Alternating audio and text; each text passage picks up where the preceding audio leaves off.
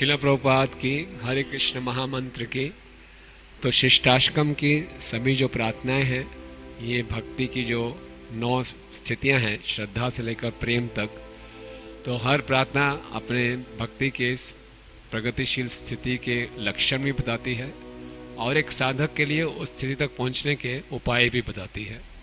तो आज हम चौथे श्लोक पे चर्चा करेंगे। ना धनम न जन्म न सुंदरिम कविता मा जगदीश कामय मम जन्मनि जन्मनीश्वरे भवतात भक्ति रहेतु की त्वहि।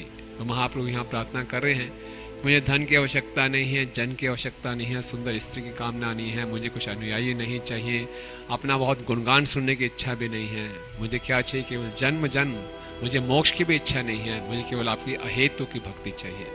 तो भक्तिविनोद ठाकुर जी के अनुसार ये जो श्लोक है, ये भक्ति की रुचि की अवस्था को दिखाता है।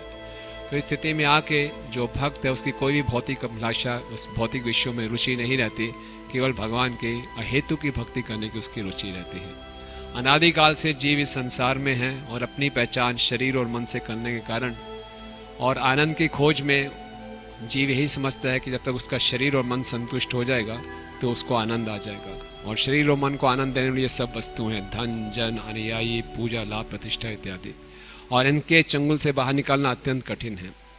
लेकिन कृष्ण रसराज हैं जो हमें रस प्रदान करते हैं।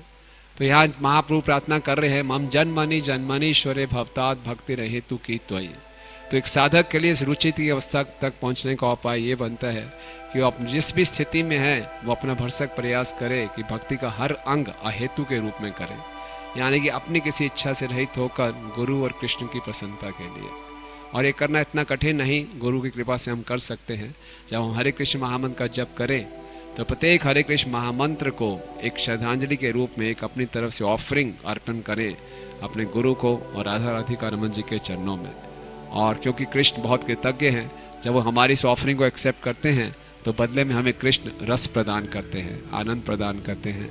और वो जो आनंद हायर टेस्ट हमें प्राप्त होता है, उसके बल पे हम इस संसार के झूठे आनंद से मुक्त होते हैं और इस प्रकार से हम भक्ति में रुचि की अवस्था को प्राप्त कर सकते हैं। हरे कृष्ण महामंत्र की जय।